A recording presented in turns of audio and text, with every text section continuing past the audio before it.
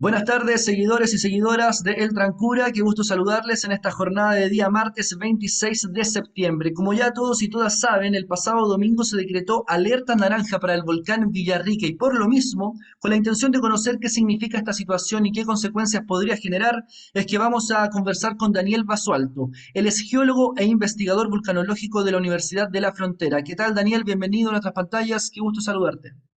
Hola Nico, ¿qué tal? Gusto saludarlos también, agradecer la invitación y poder difundir las ciencias geológicas en un país tan activo como es Chile. Así que por este lado, contento de poder responder las consultas que me imagino muchas dudas que tiene la gente y ir explicando un poquitito por qué se está generando este fenómeno, cuáles son las evidencias que hay y qué podemos esperar en un futuro. Así que atento a esas consultas para poder Muy responder. bien. Partamos con lo más básico, Daniel. ¿Qué síntomas debe presentar un volcán para que las autoridades decidan decretar justamente alerta naranja? Ya, mira, así como cada persona tiene su propia identidad, los volcanes también tienen sus propias características. Entonces, no hay una receta única con la que uno pueda definir este es un cambio de alerta para un volcán o para otro. O sea, cada uno tiene sus características individuales. En el caso del volcán Villarrica, las características asociadas a los cambios de alerta, por lo general, están vinculadas con la actividad que se registra al interior del cráter principal. ¿Qué quiere decir esto? Incremento en la desgasificación, incremento en las explosiones y por lo tanto se incrementa, ¿no es cierto?, la cantidad de material que sale del volcán y cae en los alrededores. Esa es como la evidencia más dura que tienen los sismólogos del Observatorio Volcanológico para poder justificar, ¿no es cierto?, estos cambios de alerta que nosotros estamos viendo. Así que desde ese punto de vista, la mayor actividad que se produce dentro del lago de lava asociado a un input de magma, que le llamamos nosotros un ascenso de magma, hace que la desgasificación sea más importante, las explosiones sean mayores y con mayores en número y en magnitud, o sea, más energía, y por lo tanto eso se evidencia, ¿no es cierto?, en que sale más material y cae en los alrededores, eso es como lo más evidente. De hecho, hoy día cuando amaneció despejado, se pudo ver en el flanco este del volcán, o sea, hacia el lado argentino, que hay una mancha negra oscura, y eso es la acumulación de piroclastos, ¿no es cierto?, que fueron siendo expulsados durante la noche y ahora en la madrugada, y que se van acumulando en ese sector. Y esa es una de las evidencias más claras, ¿no es cierto?, que se podría decir para este cambio de alerta.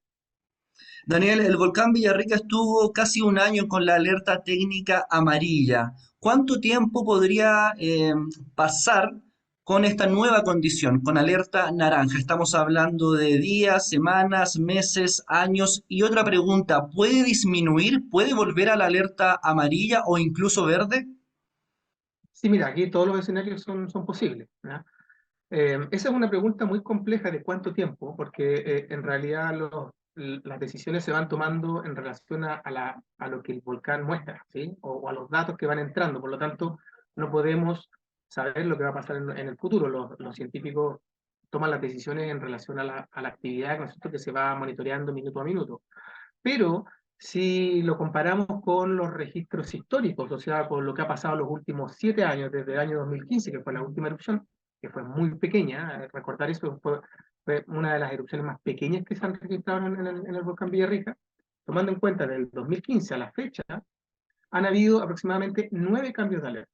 ¿Ya? Eso quiere decir de que el volcán es un volcán activo y que constantemente, ¿no es cierto?, tiene estos ascensos y descensos de actividad. Y en relación al cambio de alerta naranjo, el último fue el 9 de septiembre del año 2019. ¿Ya? O sea, estamos hablando hace prácticamente 4 años. Y coincide justamente con este mes de septiembre. Y ese cambio de alerta duró una semana. ¿Ya? En una semana la actividad descendió un poco, no descendió totalmente, pero descendió un poco y eso dio pie a que los científicos en ese momento dijeran, mira, podemos bajar la alerta y bajarla de no a verde, sino que a amarilla. Sino que la actividad descendió un poco y se mantuvo hasta prácticamente abril del año 2020, ya, la alerta amarilla. Y después, ¿no es cierto?, pues fue cambiando alerta. Entonces, tenemos aquí, puede ser una semana o puede ser mucho más, o sea, eso va a depender de la actividad del volcán. Pero si nos fijamos en el registro histórico, la última alerta amarilla duró una semana. Entonces, Daniel, para que quede claro, puede disminuir, ¿cierto? Sí, Su actividad. efectivamente. O sea, esto puede disminuir o puede aumentar, ¿ah? ¿No? O sea, Claro, las posibilidades acá son, bueno, son tres en realidad, que se mantenga, ¿cierto? Así y dure, no sé, un mes, algo así, que se siga incrementando y que pase una alerta roja, o que esto definitivamente caiga y tengamos como otra alerta de las muchas que hemos tenido, ¿no es cierto?, en las que la actividad asciende y desciende, sube o baja. O sea, en un volcán activo estas cosas son esperables, ¿cierto? claro, Lo importante es que la gente tenga claridad qué es lo que debe hacer en caso de una alerta naranja. Yo creo que eso es lo más importante, ¿ya? Y eso significa estar en... Esto no es, eso es una alerta, ¿ya? No es una alarma, es una alerta. Hay que tener muy clara la definición o la diferencia, ¿no es cierto? Porque las alertas es cuando dicen, mira, ¿sabes qué?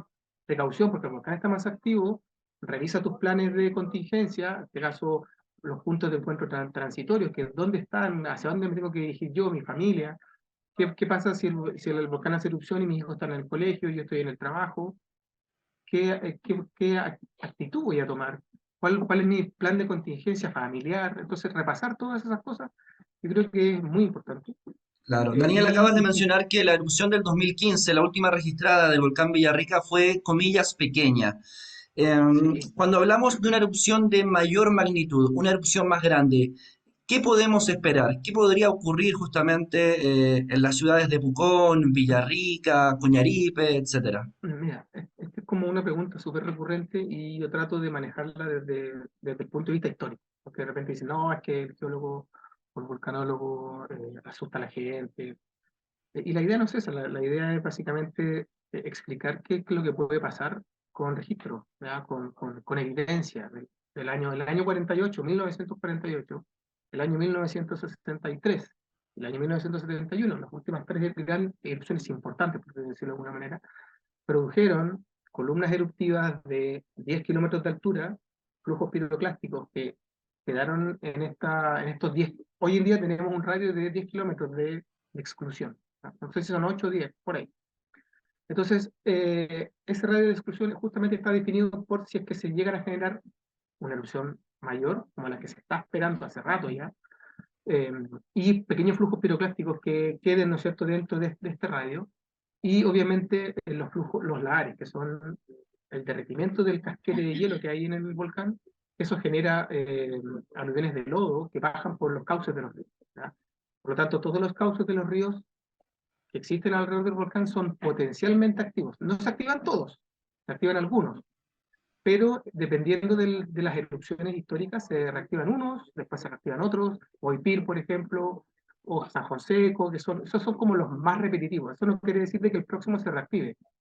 Lo importante es que las autoridades y la comunidad tienen que tener claro de que cualquiera de los cursos de agua que vienen del volcán pueden reactivarse, pueden bajar flujos de lodo o pequeños flujos piroclásticos que finalmente eh, afectan, ¿no es cierto?, a la gente que vive a los alrededores, corte caminos, y la gente que es aislada. Sí, Corte caminos, como corte de puentes, me corte imagino. puente, exactamente, corta Eso es lo caminos, más corta complejo. ¿Qué puente. pasa con las cenizas que puedan... que- que- El, que- Mira, es multifactorial. O sea, va a depender mucho de dónde uno viva, ¿ya? Dónde uno reside ahí. Estamos hablando de la población que vive a los alrededores de Villarrica. Estamos hablando de Canray, Villarrica, Pucón, Coñaripe y toda la población flotante que vive, ¿no es cierto?, de los alrededores, que va de repente de veraneo o en invierno o en verano. Estas como casas, estas segundas viviendas donde la gente le gusta ir para descansar, qué sé yo, que hoy en día son muy habituales en esa zona. Va a depender mucho de dónde vivo, ¿ya? Porque yo puedo estar afectado por un flujo de lodo si vivo cerca de un cauce, o una caída de ceniza si vivo la parte este, de todo lo que es la parte cercana al Parque Nacional. Entiendo. Ahí esas zonas son muy recurrentes que caigan ceniza, muy recurrentes, ¿ya? Perfecto. Ahora, también se puede dar de que la ceniza caiga al otro lado. Existe un 5% más o menos de probabilidades de que la ceniza se vaya, por ejemplo, hacia Villarrica, ¿ya? Pero existe la Entiendo. posibilidad. ¿Por qué? Porque por lo general los vientos en Chile vienen del océano hacia la cordillera, ¿ya? Existen ocasiones en las que eso cambia, que le llamamos el polche. ¿ya? Que es el caso en el que el viento viene de la cordillera hacia la valle central, por decirlo de alguna manera, y si tenemos la mala suerte de que justamente se produce una erupción, y justamente hay un cambio de dirección de viento, se va. Todo el mundo en la zona central se va a ver afectado, entre Claro. Temuco, ¿no es cierto? Toda la zona cercana.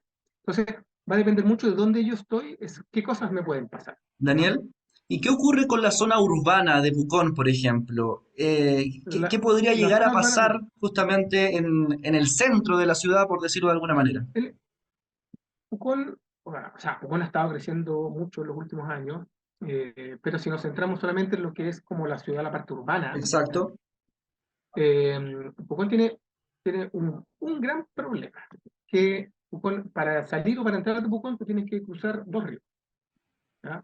Cuando sales de Pucón, está el Correntoso, Exacto. hacia la cordillera, por decirlo. Alguna vez si yo voy si yo voy a Acaburgua, Purarehue o voy a Caburga, tengo que cruzar un puente grande. el Turbio. Y si el Turbio, y si voy hacia Villa. Villarrica, lo tengo que cruzar uno, tengo que cruzar varios puentes, ¿ya? Claro. Por lo tanto, si el volcán hace erupción, lo más probable es que, o sea, si el Villarrica hace erupción, lo más probable es que Pucón quede aislado, que se va a llevar puentes por ambos lados. Ese va a ser el primer gran problema. ¿Ya? Ok. El segundo problema es, eso ya va a depender de los cauces que tome los flujos de lodo. ¿Ya? El San Juan Seco es un lugar por donde uno sube hacia las canchas de esquí, justamente pasando con agua. Hay un lugar es muy claro porque es un lugar que no tiene vegetación, que es el lecho del río, y que siempre sacan material ahí, hay máquinas que están sacando material para construir, pero ahí uno puede ver de que ese sector es muy ancho y por ahí bajan los flujos de lodo, y puede afectar todas las viviendas que están muy cerca de esa zona, ¿ya?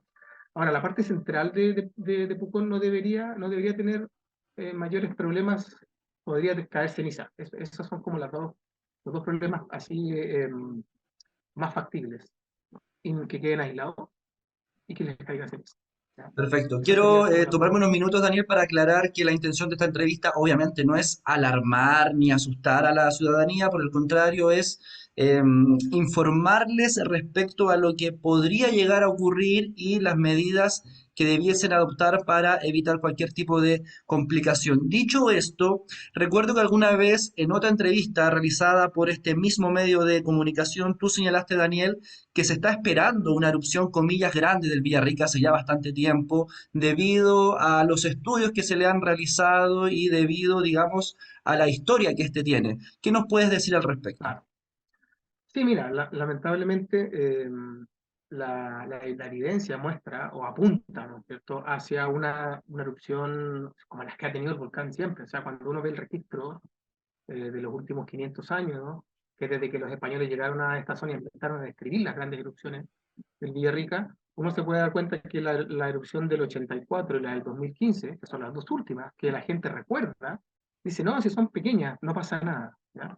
Pero esas sí han sido dos erupciones atípicas, ¿ya? Y que le afectan la percepción de la gente. ¿En qué sentido? De que yo escuchaba ahora las noticias que cuando entrevistan a la gente ahí en los poblados cercanos, no sé si Villarrica o Pucón, pero la gente dice, no, mira, es un cambio de alerta más, o esto pasa siempre, ¿ya? O sea, y hay otra gente que se lo toma más en serio y dice, sí, hay que estar preparado, etcétera. Pero lamentablemente hay muchas personas que creen que no va a pasar nada, y eso es como el cultivo perfecto para un desastre. Cuando la gente dice, no, sí, mira, no va a pasar nada. Yo viví el año 2015, viví el año 84 y fue una erupción pequeña, ¿ya? Pero esa gente no recuerda de cosas que realmente han sucedido, erupciones importantes, y que el volcán en las últimas 5 décadas no ha mostrado. Entonces nosotros estamos esperando que muestre lo que siempre ha hecho el volcán. Entonces es muy raro que el volcán haya tenido dos erupciones pequeñas.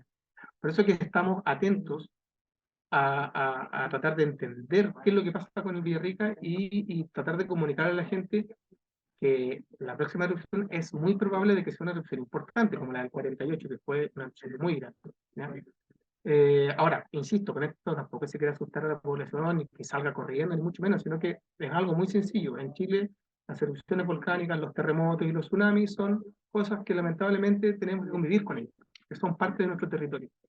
Y si queremos convivir con ellas tenemos que entenderlas, primero, y segundo, tenemos que estudiar, ¿cierto? O en este caso, concientizarnos de qué debemos hacer en caso de que tengamos que enfrentarnos a una situación de estas características. Perfecto, Así que yo Daniel, invito a la para... población, Sí, disculpa, sí, para ir y con finalizando esto la... termino, Sí, sí, invito a la población a que se metan a la página de Senapred, ahí aparecen, hay unos folletos bien didácticos en los que dice qué hacer en caso de una erupción. Sí, invito a la gente a que se informe, por favor, y que se tome en serio este cambio de alerta naranja y que lo hablen en su familia, ¿ya?